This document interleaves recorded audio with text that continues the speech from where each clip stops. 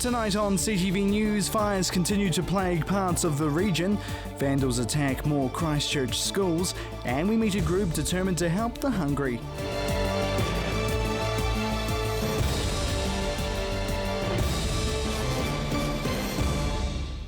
Kia ora, good evening. 4 helicopters were called in to help tackle a blaze in high winds on Banks Peninsula.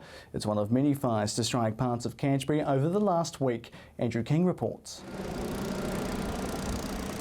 A bushfire sent residents scrambling from their homes around Little River, with fire crews requiring air support to get it under control.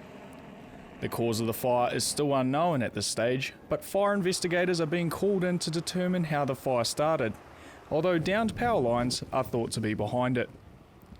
It started at just above the road, further up the Kuti Valley, and we'll get an investigator working on that just to confirm the suspicions on the cause. Yeah. Fire crews were unable to get to the flames in the hills, so air support was called in.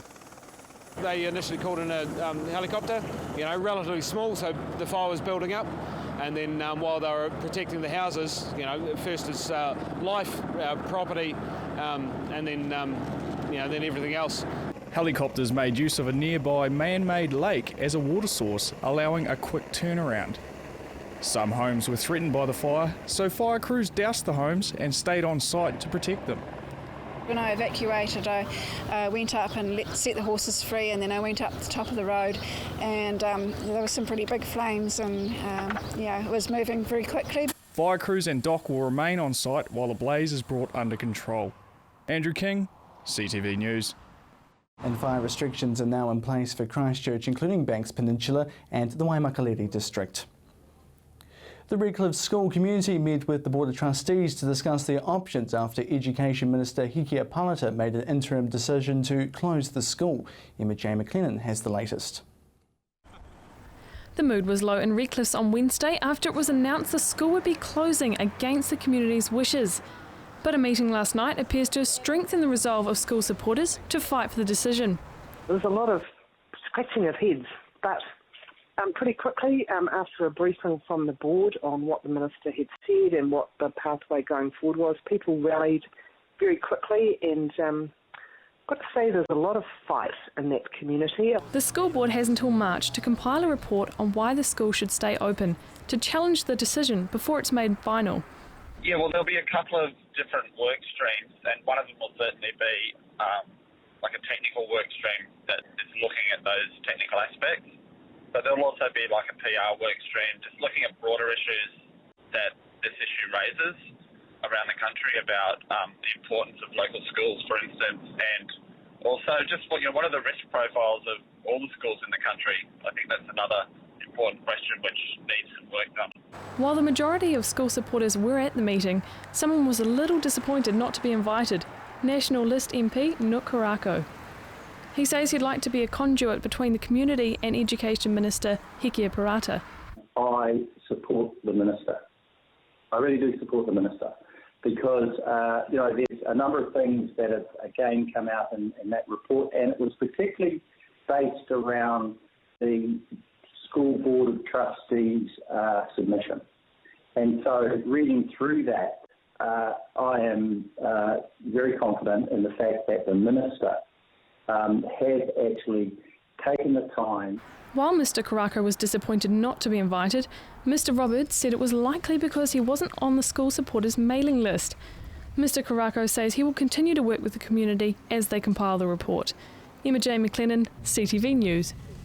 Vandals are targeting Eastern Christchurch schools. The Seabrook Mackenzie Centre and school were the latest victims following a string of damage to buildings over the last month. Chelsea Daniels has more.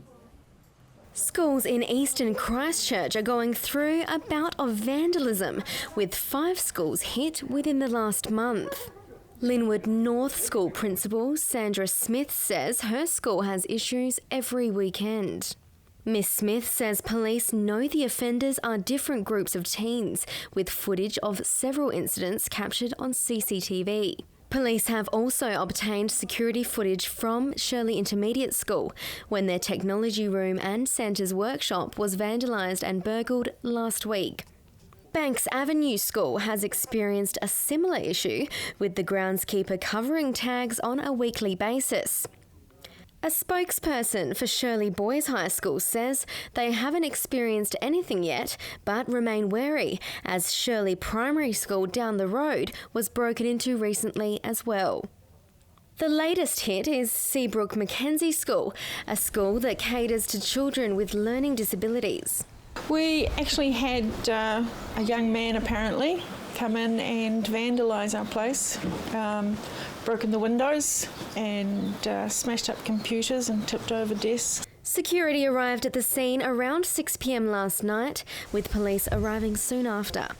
They discovered smashed windows, 5 broken computers and learning materials thrown around the room. We bought refurbished ones to save money because we don't have the money for this, so we're going to be actually now having to find money to replace these computers. The school doesn't receive any government funding and are constantly scrounging for around $200,000 a year to keep the centre afloat. We try and transition them back after having learnt the strategies to carry on with their education. And so they're transitioned back to school. They have to go to high school from here or intermediate, and we've had some wonderful success stories. Police believe this time of year is typical for vandalism and break-ins at the hands of youths. To do with the fact that the schools aren't as occupied as they are normally, and there's a lack of natural, capable guardianship. We find these acts of damage tend not to occur during school hours when school is in, simply because there's people around that prevent it happening. And again, this is why we would urge schools to become involved with their community, perhaps encourage community groups to use their facilities.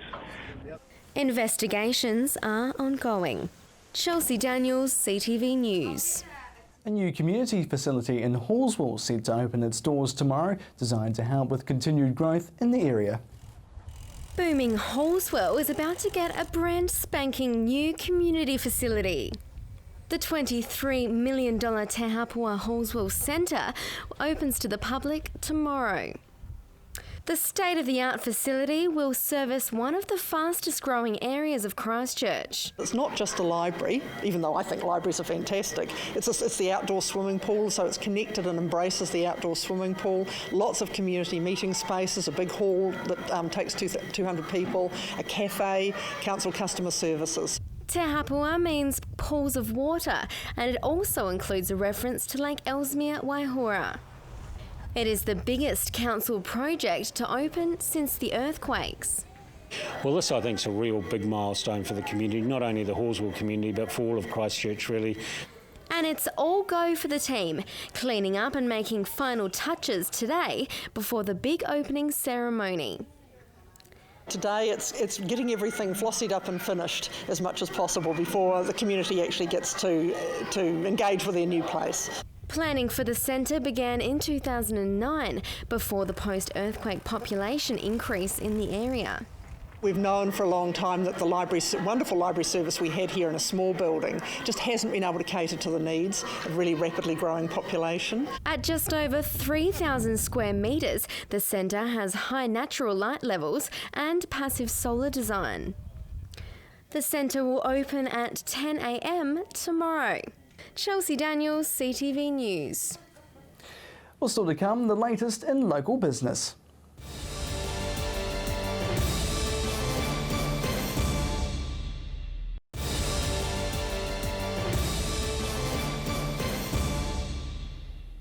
Welcome back. A man's been charged with the arson of an art business on Ferry Road in the early hours of Thursday. Kyle Tappan appeared in the Christchurch District Court this morning, remanded in custody with no bail. The Image Vault owners say the fine art print business was completely destroyed after a flaming object was pushed through a mailbox slot. It was the second business to be destroyed by fire in Christchurch in 2 days after a blaze ripped through Woolston's Brian Ford Engineering early on Wednesday morning. The man's remanded without plea in custody until December 10th. Well, there's something special to celebrate at Charity Ballyfull. They're working to get meals to Canterbury families who need them. Gabrielle Stewart reports. They're about to reach a milestone. In Christchurch, it's been going for approximately 3 years, and we're about to deliver our 5,000th meal. Up to a dozen volunteers get together each month to transform piles of ingredients into complete meals. So today is the cookathon, and a bunch of volunteers come along, and we all make the different dishes, and we come along and we set up on a station, and we might be cooking the bolognese or the cheese sauce, and it's a really hard working bunch of women that get together, and we just make up 220 meals. Once the meals are made, they're taken across the city to deliver to families who need them most. This week delivered to a lady with twins, and she had no support, so it's normally people with young kids who are struggling. So if you've just had a baby and you can't cook or had a C-section or something, so it just takes the pressure off that weekly, I've got to cook tonight. Many of the volunteers started at Bellyful after they were helped themselves. I was a recipient of a meal. I'd had 1 week's notice of some surgery, and I had a little baby and a little toddler, and so I was like, oh my goodness, how is this going to be? So I had to look at resources, and my Plunkett nurse had said about Ballyfall would be able to provide some meals. So from that, I was really impressed with the meals. I thought they were really yummy, and wanted to volunteer with them.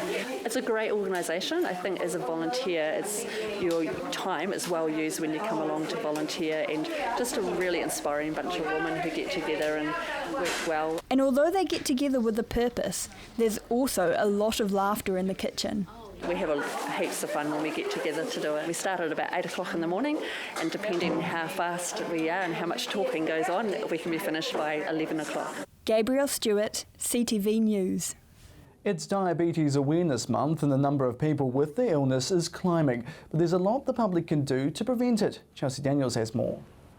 More and more Cantabrians are at risk of having diabetes as high fat intake and little exercise becomes the norm. Type 1 has a very high demographic in Canterbury. We're 5th in the world. Over 21,000 people in the region have either type 1, 2 or gestational diabetes, with that number looking to rise. The number is tripling over the next 20 years, and the cost to society is huge. If we don't look and manage our diabetes, then there's amputations, kidney dialysis, eye problems, ulcers, all sorts of complications. But it's easy to check whether you are at risk. This test can be found on Diabetes New Zealand's website and lists a series of questions and checkboxes. It then gives you a score from 0 to 25 based on the information you give. Questions include things that can be changed like lifestyle choices and things that cannot, including family origin and genetics. You can't change your genetics, so unfortunately for our multicultural races and the new lifestyles of fast food, processed food and a lot of fattened food, we are consuming far too much for what we actually need each day. Things you can do to reduce your risk include eating less foods that are high in fat, losing weight if you are currently overweight, and upping your daily physical activity. Chelsea Daniels, CTV News. And now here's Warren Head with your local business news. I'm Warren Head from headliner.co.nz. This week, our big milk cooperative Fonterra held its annual meeting. I guess a lot of people who went there thought in trepidation that there might be some further bad news after months now of worry over the milk prices at these auctions. But instead, the company came out with some optimistic stuff. It said essentially that they hope to double their business in China to $10 billion over the next 5 years. Now, just thinking that through, that means a lot of extra production coming through. So hang on in there, farmers. That does look like some upside on the way. At the moment, of course, that dairy price income question is hanging a little bit over the retail sector as we head into Christmas as one of the headwinds there. And yet the retail sector is expecting to see another record period. Last year, sales hit a little over 16 billion. Now they're seeking $17 billion worth of sales in this period, October to December. And job ads for retail staff have surged, so about 9%. So there's activity there in that market and employment too. Understand, though, that some people are not exceeding their targets. About 18% are a little bit disappointed in where they where they are, and there is some concern about whether or not this period will translate through into a strong growth period. And in fact, to help that cement it along, this week Hallswell Glasson, the clothing retailer, said its margins were continuing to erode. The issue there is, of course, the eroding dollar. As it goes down, it gets harder to put prices up to capture that margin pressure that's coming on sale. So they might have sales up, but not making so much money. Essentially, that's what that means. But in terms of work, if you're looking for work, there are lots of shortages, we're told, for merchandise planners, store and area managers, people in stock and store management, and the back end, the financial management side, and for team leaders, for people who are looking to manage teams of 10 or so in the bigger stores. So as one of the leaders in this part of the recruitment sector said, retail world, it's a candidate's market for jobs in that industry. The other thing that's on sale at the moment, and it's quite exciting, is that there has been a return to a service direct out of Christchurch to Rarotonga. It will start next year. It'll run between the 25th of June and the 8th of October through the winter months, and it's been put together by Virgin Australia, the Christchurch Airport Management Team, and the Cook Islands Tourism Corporation. They're selling tickets at the moment, one way, I've got to say, for $299. It's going to be business class with menus on board. So it's quite exciting. It looks like you'll be able to drive up to Christchurch if you're outside of town and fly direct for a Cook Islands vacation sometime next winter. The other thing that is taking my attention at the moment is that there is indeed a little bit of an increase in the value of traffic parking revenue coming through numbers from the country's biggest parking company. You've looked around town, you've looked at the parks, you probably see one brand overall quite dominant. It'll come as no surprise then that Wilson Parking has more than doubled its annual profit, with parking revenue rising to $89 million and profit jumping to around about $6 million. The company is, of course, not owned locally. It's owned, I understand, out of Hong Kong. I'm Warren Head for headliner.co.nz.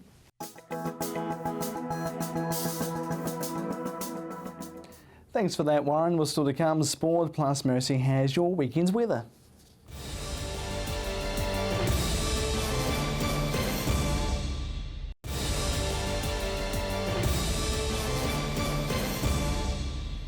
Welcome back. Now here's Gordon Finlater with the latest in local sport.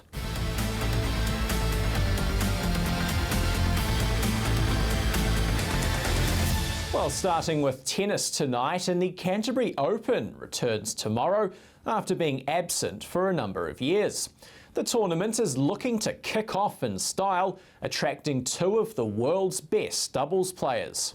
Davis Cup players Michael Venus and Artem Sitak are two of the big draw cards for this weekend's tournament at Cashmere Tennis Club. It's been a few years and we've managed to get a couple of Davis Cup guys coming down, Michael Venus and Artem Sitak, and the local support's been fantastic, with Cashmere's own James Meredith playing, who had a win over Artem a couple of weeks ago in Auckland, so we're looking forward to a couple of really good days. With two top 50 world-ranked doubles players in action, it's also a great chance for Canterbury's best to see how they stack up. For the Canterbury people to sort of see a couple of the top guys in New Zealand play against us Canterbury guys, or there's also another boy, Rhett Purcell, coming down from Auckland as well. It'll be good to see how we sort of go against them, and I mean this is my club, so hopefully I can use a bit of home court advantage, but it only goes so far in tennis. It's pretty much you and the other person out there. Meredith took on world number 43 doubles player Artem Sitak last weekend in Auckland's interclub competition, with the Cantab grabbing a win over the Davis Cup player in 3 sets. And if the seedings go as expected, the two could be set for a not-to-miss clash in Sunday's semi-final. Yeah, he's pretty good. He plays a lot of doubles, so he's pretty short and sharp, looks to get to the net, but yeah, I'll have to be on my toes and just be ready to play that very first point. A lot of times he's putting pressure straight away off your serve, so he likes to take the ball early, and yeah, if you play one loose point, it can cost you a game, and yeah, I'll have to get off to a good start against him. And here's hoping the locals can stack up well against the country's best as Canterbury Tennis look to grow the stature of the tournament. Sure. Our whole point is to not so much put tennis back on the map, but make it something that's that people can look forward to an event every year, and that's, you know, every sport has to have one, and this is our chance to put one to the public. Yeah. Well, still with tennis, and Wilding Park's main court stand has finally been demolished after sustaining serious damage in the Canterbury earthquakes. The demolition job around the old centre court is in its final stages, allowing the tennis centre to now develop a new spectator-friendly atmosphere outdoors. And finally tonight, Timaru plays host tomorrow for the South Island Sevens tournament. Both our Canterbury men and women will be looking to qualify for the national competition, while victory is sure to be icing on the cake. The tournament will also see teams from South and Mid Canterbury, Otago, Southland, Tasman and North Otago also looking to qualify for January's national tournament in Rotorua. Well, you're up to date with the latest in local sport. I'm Gordon Findlater for CTV Sport.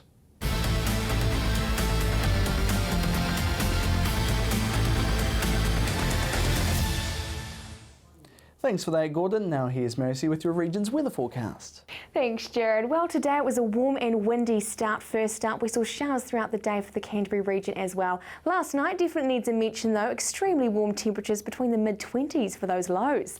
Today's highs though, 22 for Timaru and 23 for Temuka and Geraldine. Central Canterbury, very warm high there for Christchurch on 28. A little bit cooler for Akaroa and Leeston on 25, 24 for Darfield. Heading further north, the highs were quite varied here as well. So 28 was also shared by Kaikoura up there, 25 for Cheviot, Hamner Springs and Culverden, 27 for Rangiora. Over to the Alpine region now, cooler here again, 14 for Arthur's Pass and 15 for Lake Tekapo. Checking out tomorrow though, Saturday, Timaru looking sunny and fine for you. However, a weak southwesterly change coming in the evening could be bringing some chance showers, 20 for your high. Ashburton, expect that similar trend, so northerly winds first up lasting throughout the day, tending southwesterly in the evening. Christchurch, 23 for your high there with 7 for your overnight low. Northwesterlies gearing up around the lunchtime mark, turning southwesterly in the evening. Chance showers, but hopefully nothing rains on that Christmas in the park, not Santa Parade yet. Kaikoura there, similar picture for you. We are seeing those southwesterlies in the evening there, chance showers. Same here, 21 degrees there for Temuka and Geraldine. Central Canterbury also seeing those northwesterlies during the day dying out and southerlies in the evening, 20 degrees there for Akaroa and 21 for Leeston and Methven.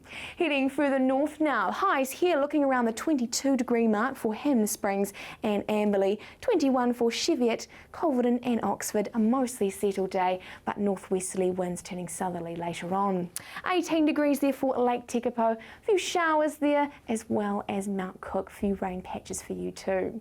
Now looking ahead to Sunday, beautiful sunny skies, lots of blue overhead, northeasterly winds freshening the afternoon but pleasant temperatures, 21 for Ashburton and Christchurch.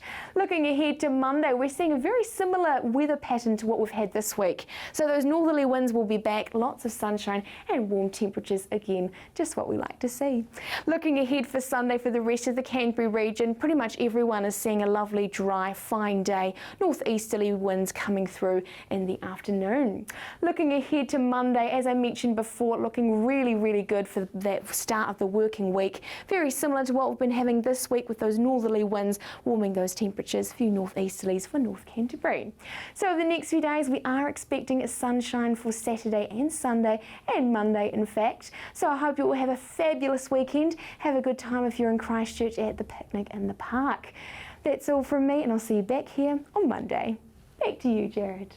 Thanks for that, Marissa, and have a good weekend as well. And that's CTV News for Friday. You can find all our stories and bulletins on demand at ctv.co.nz. Thanks so much for joining us. I'm Jared McCulloch. Have a great weekend.